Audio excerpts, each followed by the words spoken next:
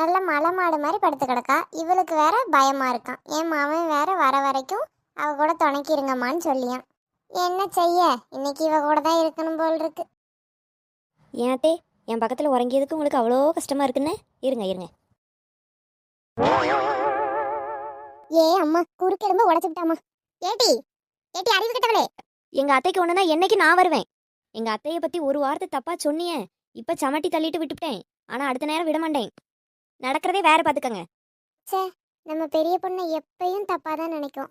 ஆனா அவ பாரு, கனவுல யாரோ நம்மளை பத்தி தப்பா சொன்னதுக்காக கனவுல அவியல் அடிக்கிறேன்னு நினைச்சு நம்மள அடிச்சிருக்கா. சே, எவ்வளோ அன்பான மருமக. எம்மா எம்மா, மக்களே, கனவு எதுவும் கண்டியம்மா? ஆமாத்தே, உங்களை பற்றி தப்பாக என்கிட்டயே சொன்னாவ, அதான் அடிச்சுட்டேன். சரி விடுமா, கனவு தானே. என் மாமியாரை உதைக்கணும்னு ரொம்ப நாள் நினச்சிக்கிட்டு இருந்தேன். சரி, ஒரு நல்ல சான்ஸ் கிடச்சிட்டு.